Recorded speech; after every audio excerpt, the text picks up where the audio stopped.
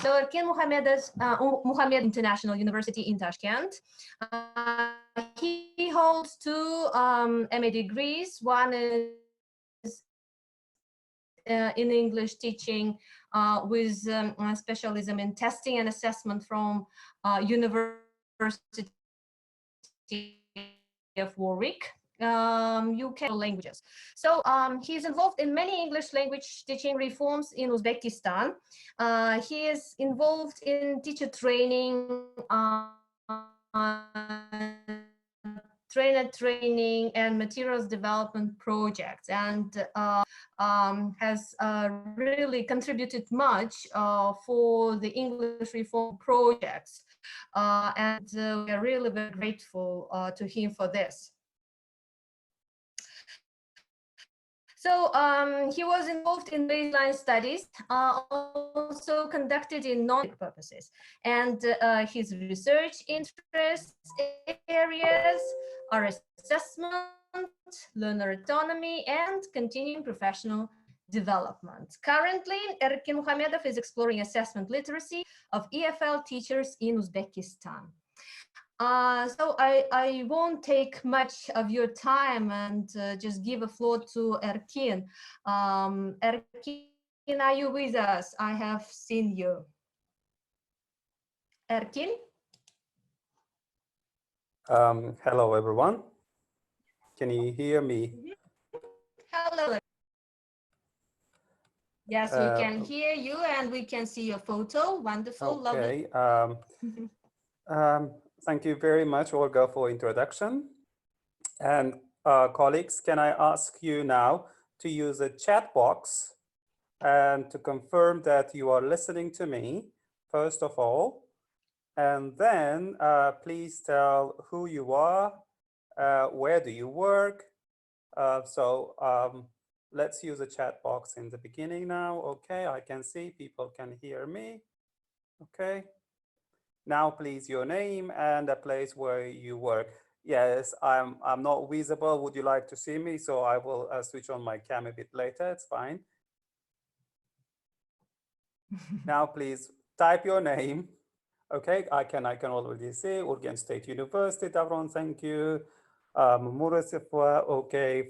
We have people from Jizakh, Samarkand, Urgen State University again. Good. Okay.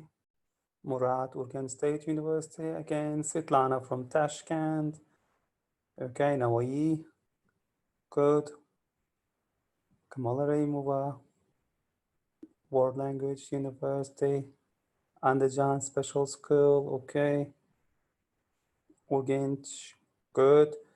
So we have people from different parts of Uzbekistan and different levels of education, which is good, from schools and from universities. Okay. Good. Thank you so much. And I have my colleagues as well here around. Nice to see you again, Rano. Good. People from Fergana, Nukus. Great. Okay. Thank you so much. Yeah, it's great that we have not only the representatives from higher education, but public education as well. Welcome. Welcome to our webinar. Yeah, thank you. Okay, now, can I, so again, I'm going to ask you to type in the chat box. So today's session, so we will be talking about grammar, assessing grammar. And my question is, so do you assess grammar? How often do you do it? And how do you do it? If you can type in the chat box, if you assess it, and how often do you do it? And how do you do it? So please feel free to use the chat box again.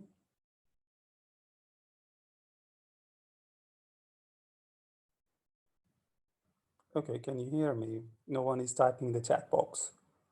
So do you assess grammar? Yes, okay, I can see now already, yes. I'm a content teacher, okay. Seldom, if it's a test, okay, I can see. Yes, ISSs. Often I conduct a grammar module. Okay, I use essay. Great. Assess by task in context, writing. Okay. Yes, I assess. Okay. Assess grammar often. Good. Yes, tests. Kahoot. Good. Almost every day. Wow. I teach writing. Okay. Right. Okay. So basically, as a part of the general English writing task, okay. Basically, I can see that people assess grammar more or less differently. It's fine. Okay. If you give me a second, I will just change my screen a little bit because I want to demonstrate something else. First, okay. Give me a second.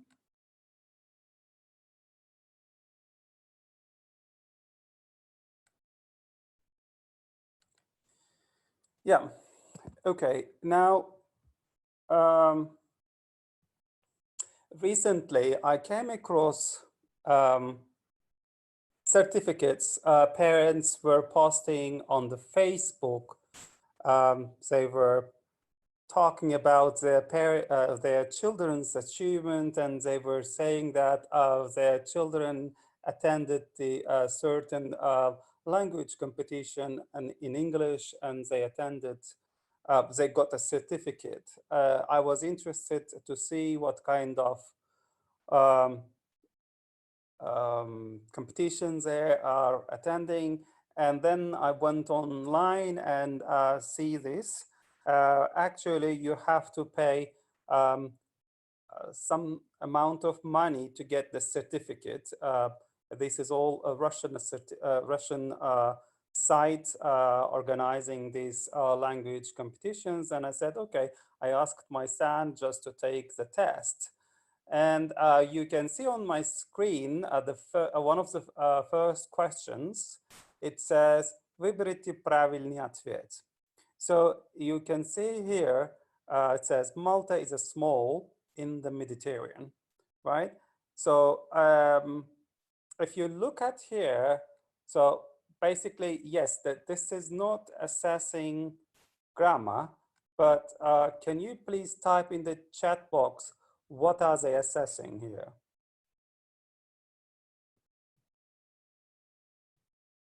Okay, Jahangir says vocabulary, geography. Wow, Eldor, thank you so much. Yes, basically, yes, some of you may argue that they are assessing vocabulary. In fact, they are assessing geography. They are assessing, yes, knowledge of geography, or we call it in language testing, a background knowledge. So this is not the test of language, but it's a test of geography. Because you can say Malta is a small lake. Malta is a volcano. Malta is a city. Malta is an island. Yes, if you know the geography very well, then you would say, oh, Malta is an island, right? But if you don't know the geography, unfortunately, you wouldn't get this item right. Now, I want you to have a look at the next item, again, taken from the same place. And you can see here, какая страна the largest? The question itself is really interesting. The какая страна, the largest. Okay, yes, Jamshid, you are writing Russia. Yes, the Russia is the largest because, again, are they really assessing the grammar here? Yes, thank you, Maftuna. Again, this is a background knowledge, no grammar. Thank you so much. And now I want you to have a look at another one here. Yeah, here you can see выберите из предоставленных ответов то слово, которое пойдет по смыслу. Right? Okay, so you need to choose the right word here. And okay, yeah, I'm sure that you know the answer is C, but what's wrong with the options? Yes, this is assessing grammar. Thank you so much. But what's wrong with options? I want you to have a look at the options. Yes, comparative degree of adjectives. That's right. So yes, they are giving the options that do not really exist. So they are giving the wrong English, right? So, and they may be encouraging people to do that. So gooder, a gooder, or gooder with double D. Basically, you see this a quality of the tests where people are happy getting certificate, but before you actually, I mean, those school teachers, please go yourself and see what kind of test it is and what kind of test your children taking, and before becoming too much proud of your students. Yeah, maybe, yes, quality of some tests are good, but some tests, as you can see, needs a lot of improvement. Okay, this was just a warm up, and now I will continue with my own slides. Okay.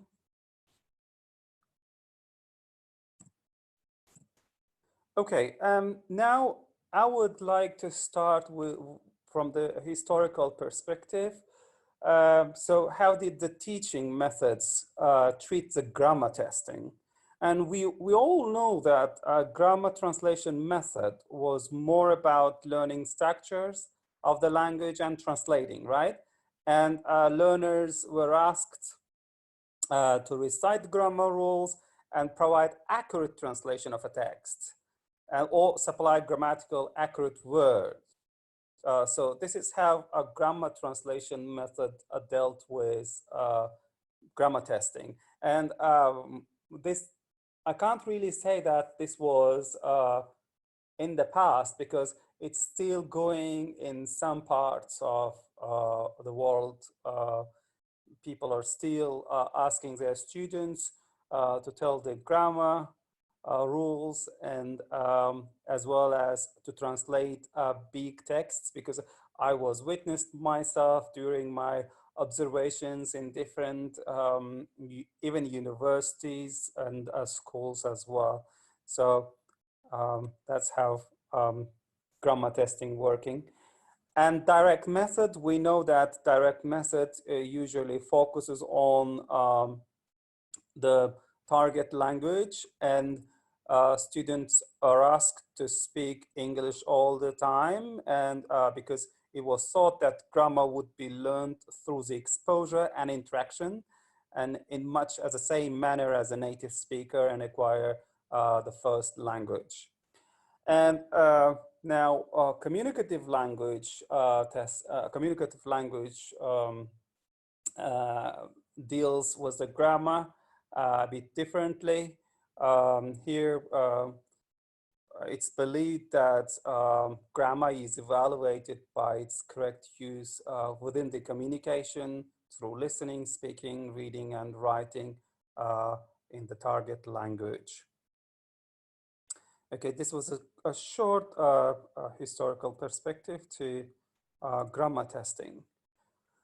And you may know that from, I forgot the authors, goodness. I think it's Swain and Cannell, 1980s. They came up with communicative competence, and you know, like communicative competence consists of these 4 components: grammatical, social linguistic, discourse, and strategic competences. However, they did not really show how they interconnected or interlinked with each other.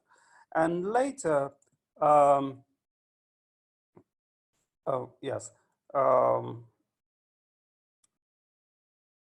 later we know like Larson Freeman in her works in 1991 and 1997, she was able to show how they are interlinked. So she came up with these three elements of grammatical form and structure of language, grammatical meaning and of those forms, and as well as the pragmatical meaning of the context. So I'll back to grammatical competence. So we know that the grammatical competence is about the rules of phonology, lexis, syntax, and semantics. So I will be talking about this in more detail. So here are grammatical forms. Form is both morphology and how the words are formed, and the syntax, how the words are linked together, and morphology. We know how the words are concerned with the linguistic accuracy of the language. And grammatical meaning consists of both the literal and intended message that is conveyed by the form. And the third one, as we talked earlier, that was the pragmatic meaning. Pragmatics, pragmatic or implied meaning results from the appropriate language choices and the learner makes in a given communicative event.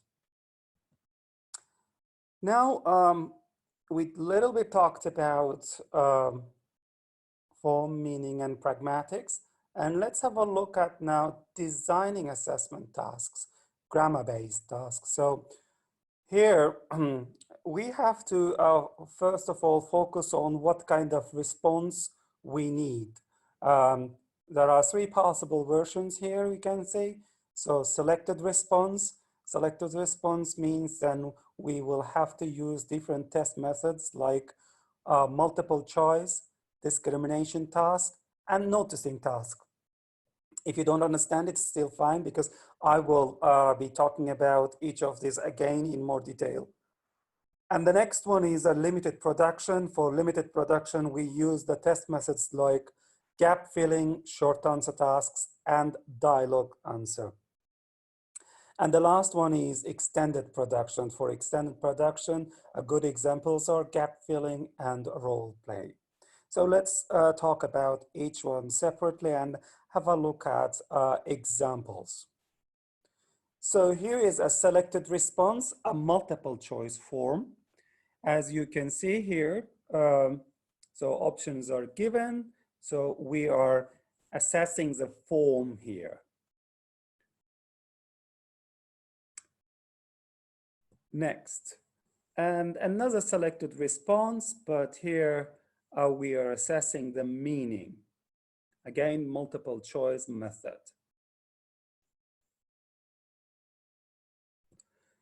And another selected response, again, multiple choice, but here we are assessing the form and meaning together.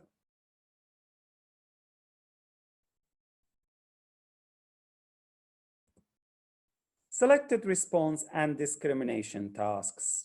So you can see like discrimination tasks are about usually two similar areas like grammatical knowledge of either pronouns used as subject or object position. And you can see from the picture. So this is basically, this test is for lower level. You can see she delivered it to him. So here the test taker should be able to find she and him, right? So then they will be able to discriminate and choose which one is the right answer. Selected response noticing task, or conscious raising task is also called. Here, test takers are asked to indicate that they have identified a specific feature of a language sample. So this can be used at a higher level, lower level with different context. Here you can see circle would when it refers to the habitual past. Underline it when it refers to present perfect or future.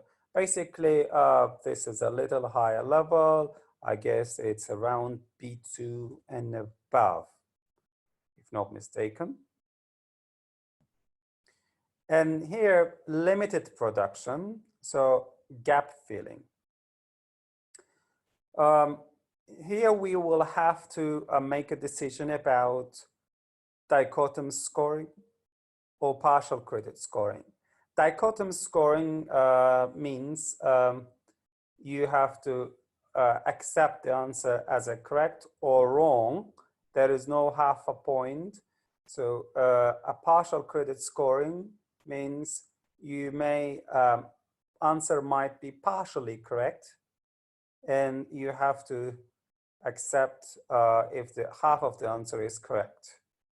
But again, we have to be careful here, because you can see in the gap filling task here, you can see it's a productive task, which means that test taker have to produce here. The possible answers or the key have to be a very, very complete. You have to try to give every possible answer in the key. If you don't give it, if somebody else is marking the test, they may just accept the answers in the answer key, but they may ignore the answers out of the answer key. But the student might have given the correct answer. So therefore, this you have to approach this type of testing method carefully. So you have to get everything correct so that you give the student the credit.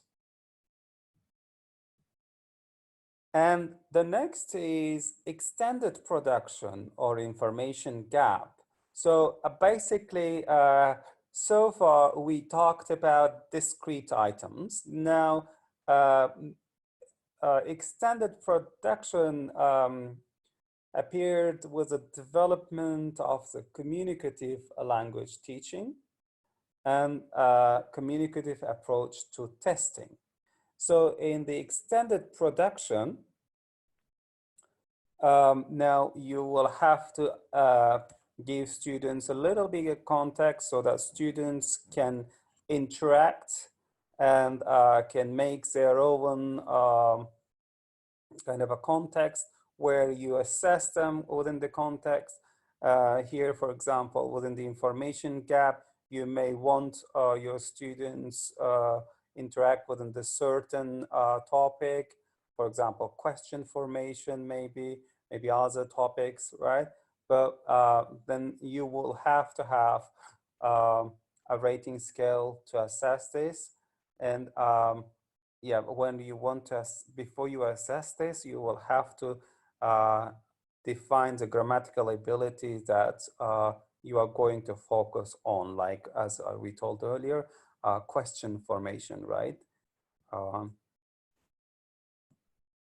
And I'm already coming to the end of my presentation here. Earlier, most of you talked about writing and speaking. So grammar can be assessed indirectly. Indirectly means, so it's in with the help of writing and with the help of speaking. But here we have to be careful, because we must come up with assessment criteria that can help us to assess our students against this criteria and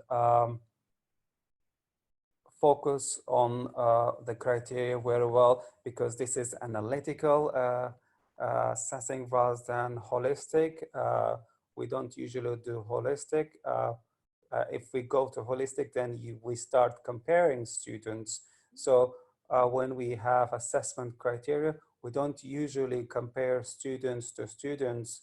We just compare students against the criteria. Okay, so we hear a lot from colleagues most of the time and saying that, oh, this student was better than the other, although they have assessment criteria in front of them. So we don't usually do this because we are doing the criterion-based assessment. So which means that you have to compare the students against the criteria rather than student to student. Okay, that was my short presentation. And if you have questions, I'll be happy to answer. So there are so many comments on the chat box, but please, now you can type your questions. I'll be happy to answer questions if I can answer, of course.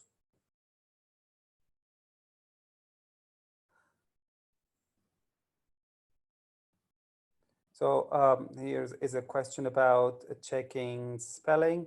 I don't know what is the question because it's not the complete one.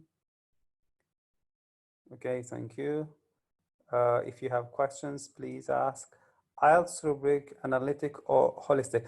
IELTS assess everything analytically because they have a criteria. They assess everyone against the criteria. It's not holistic. When it is holistic, you just give your overall impression. Oh, that's good. Oh, that's bad. That's holistic. But analytic is when you go criterion by criterion and you say vocabulary is this, grammar is this, or coherence and cohesion is that. So this is analytical scoring. Okay, what would you say checking grammar in online teaching? Now it's becoming vital. Okay, online teaching, it's good, but okay, what level? And if you are going to teach school students, and if your focus is accuracy, then yes, you will have to organize activities, even online teaching, so that you would like to help your students to speak grammatically correct. Can you please give some practical tips on making grammar lessons or communicative and traditional grammar? Okay, tips on making lessons more communicative is like, please don't come and just teach, say, because what usually happens is teachers come into the classroom and say, okay, we are going to learn present simple today. And they start with the form, not with the meaning, but start with the meaning. Ask your students to do something for you and ask your students to notice things. This way you can make it more communicative. If you just start with the form and you say present simple is form do plus something something, and then you say, okay, read the text and underline present simple verbs. So of course this is boring. So what you can do is you can the right word is inductively. So you make your lesson planning more inductively, and that might be more interesting. But you have to be careful because not all the students can tolerate the inductive lesson planning. Sometimes they would like to see a structure in your lesson. And because in the inductive, we usually come to make conclusion at the end. So therefore we have to be careful here as well. Okay, thank you. And I will move on to the next one. Okay, what's the difference between communicative grammar and traditional grammar? Okay, I already explained.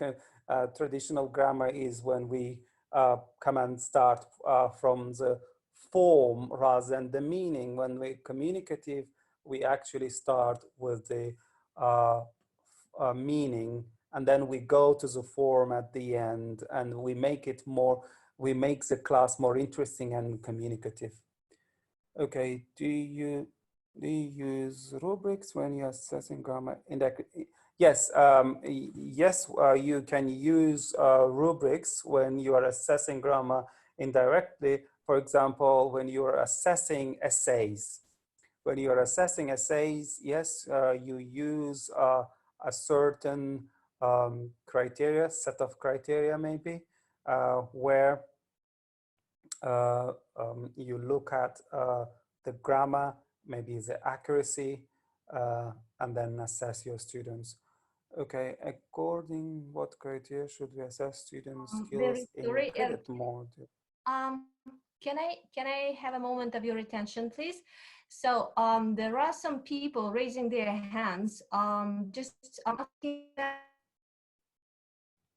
to put your questions in the chat box so that our presenter could reply them. Very sorry, Erkin. No problem. When is it effective to use holistic approach?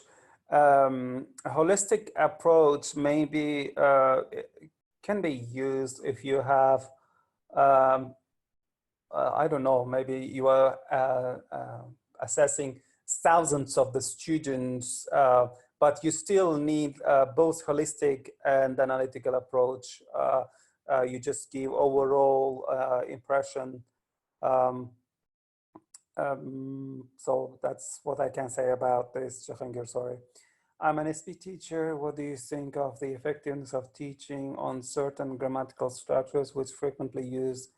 Yes, ESP teachers are very selective and they can be picky, and they can use the grammatical structures that's used a lot by their students. For example, if you are teaching military students, and they might be using a lot of passive structures because they report. So, and it's fine. So you can focus on a certain structures more than other, because they will be using it or those structures in their day-to-day life or in their jobs. Could you suggest essential source for information gap tasks? I think most of the books on assessment talk about information gap tasks. You may take a look at, if not mistaken, Hughes 2002, take a look at, because it's for teachers and it might have something. And you can definitely look at Brown 2010. That most of my presentation also comes from that book. So that might be useful as well. What's the most effective interactive method in teaching and assessing grammar? And I think I've already answered this. So if you conduct or you plan your lesson inductively, it becomes more communicative. Okay, do you think for elementary levels, both meaning and form should be checked? And which is more important? I think, yeah, both can be checked depending on the context, but you have to be careful because again, you have seen the tests earlier that I have shown to you, so that you are checking the meaning and form rather than background knowledge. Okay, what methods can you suggest us to boost students' grammar while having a passive grammar, for instance, legal context? I didn't understand the question. What's the students' grammar while having passive grammar? Okay, I think communication would help. Talking and using the grammar in the context will help, and they should be talking and they should be practicing much, and by practicing they would be able to improve. It would be great if you explain these effective grammar teaching methods, teaching grammar as a product, skill, and as a product, process, and skill. Okay, I think I will skip this and I will get back later. So it would be great if you explain this. I think it's again, Oybek, your question is coming again and again. Okay, question, legal context. Courts, they use more passive. I guess it was the gist.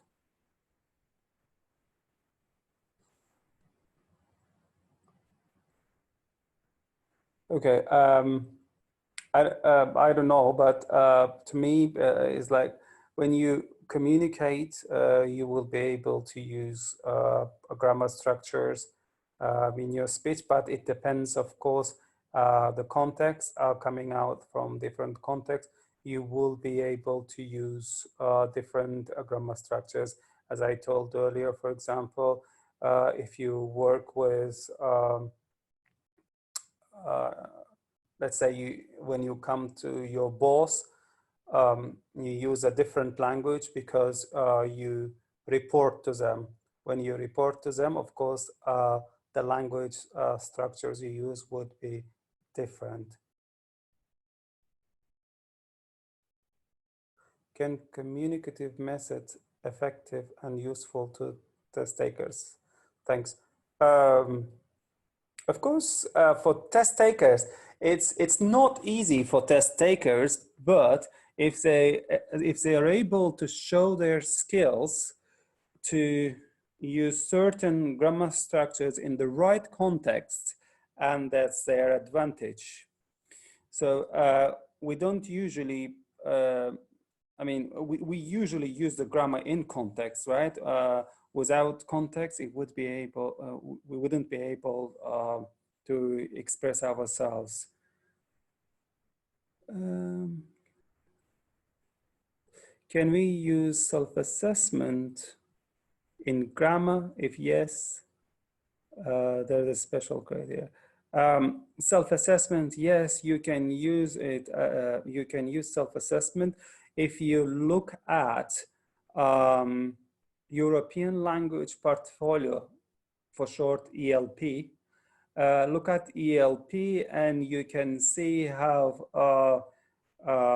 self-assessment form is used there. So that might be a starting point for you.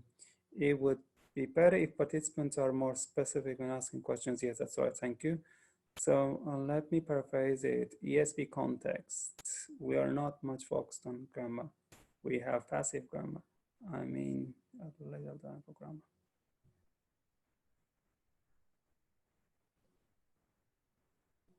And it's fine in ESP context, yes,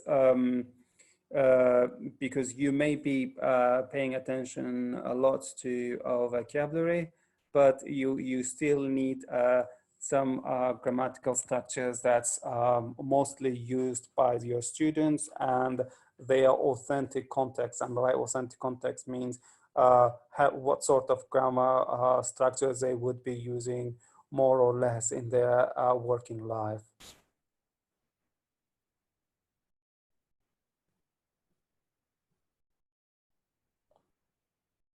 Okay, this question is repeated again.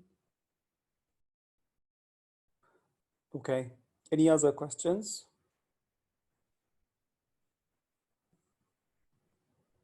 Are there any efficient ways to teach how to make up sentence?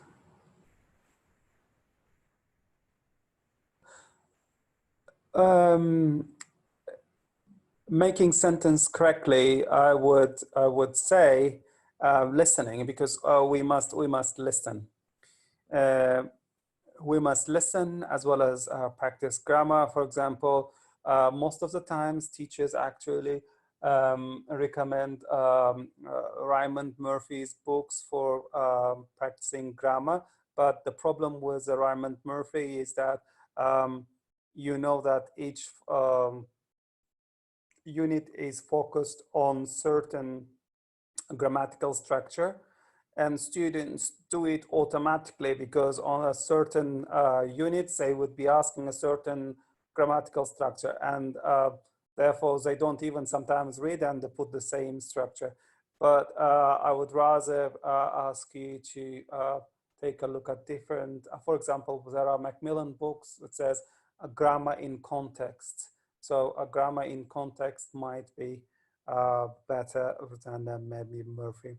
Okay, when assessing grammar analytically and the errors do not interfere with the meaning much, is there a big number of them, and should we decrease the final score? Yeah, when you are assessing grammar indirectly, Aelita, it's a communicative competence, communicative function is really important. If you are assessing somebody and it doesn't impede the meaning, it must be fine. But if it impedes the meaning, then you have to then correct the student, or maybe if it is an exam, then decrease the mark. But if it's not impeding the meaning, then it's fine.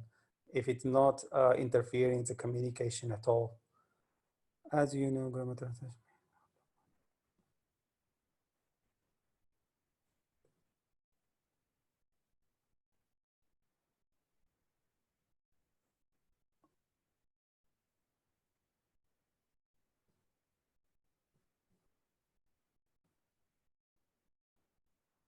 Okay, please give little information about basics of testing design, principles test.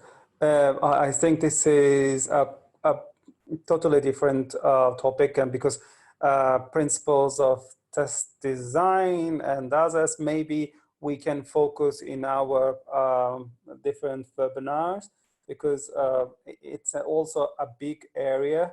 So today I basically talked about grammar shortly, but yes, principles of testing and test design. So we need to organize maybe different session for this. Some British scientists told that we should use present tense instead of future tense because there is no future tense. Against the model of, what's your opinion?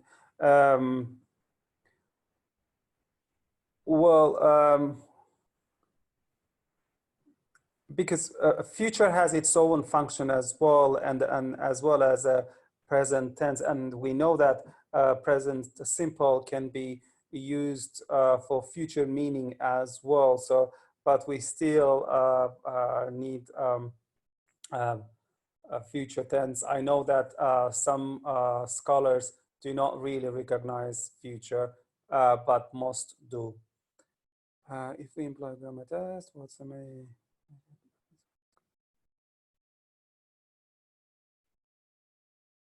Oops, the questions are disappearing. What kind of books? What kind of books, grammar, CFR exam? And I would like to say something about this. It's not CFR exam. It's just a skill-based exam. CFR is not an exam. CFR is a reference book. So if you're talking about the exam by the testing state testing center, so it's a skill-based exam, and I think now in the market we have, I think, only one book. That's only Kamal Jalilov's book. So most probably you can use this, and it actually covers everything.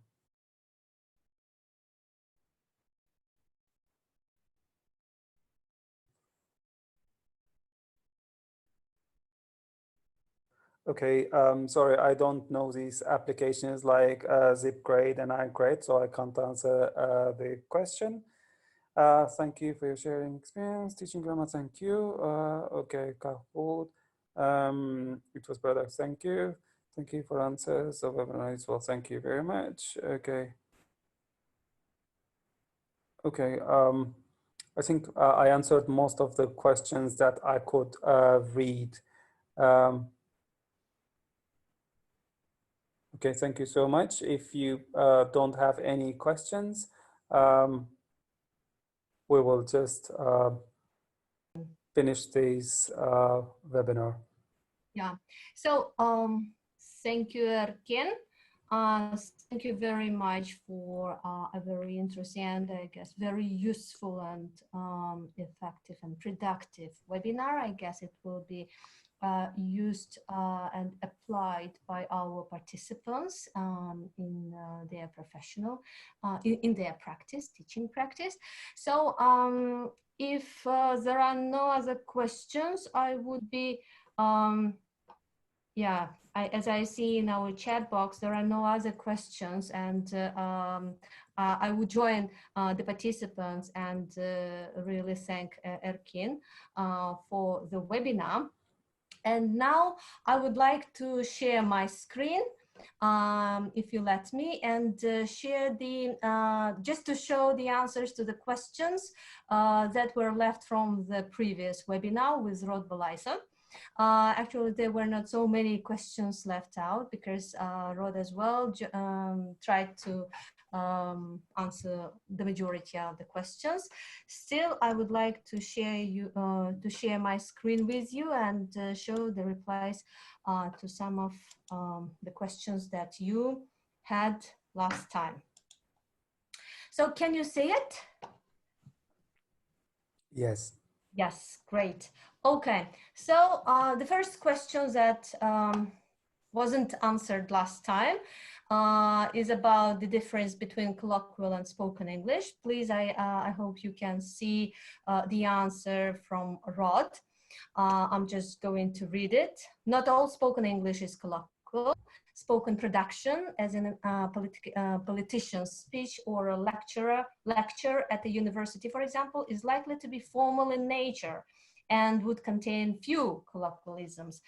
In spoken interaction in informal settings between family members or friends, colloquial language is often the norm.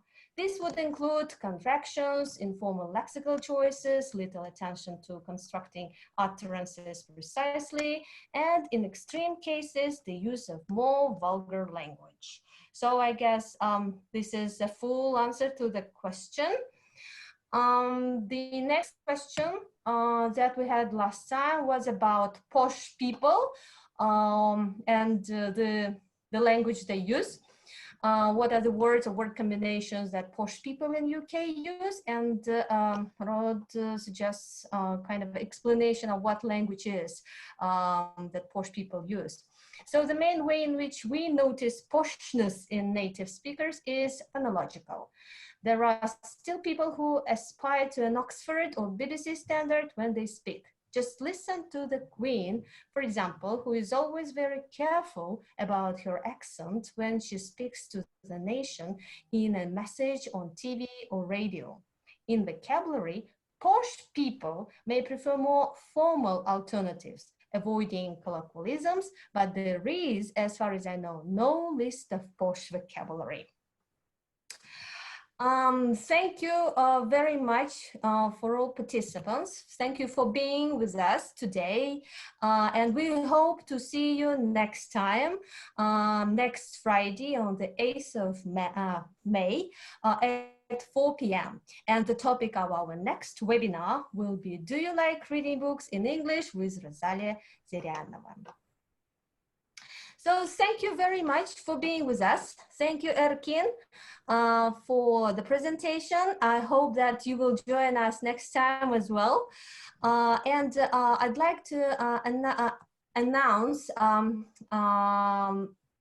one more webinar that we're going to run in May.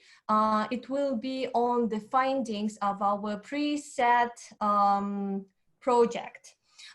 You know that last year and the very beginning of this year, we've been running an evaluation impact evaluation research of our preset program. And we're going to have webinar with Richard West, who is going to present the key findings as well as the impact and, of course, recommendations for further sustainability of the of this impact.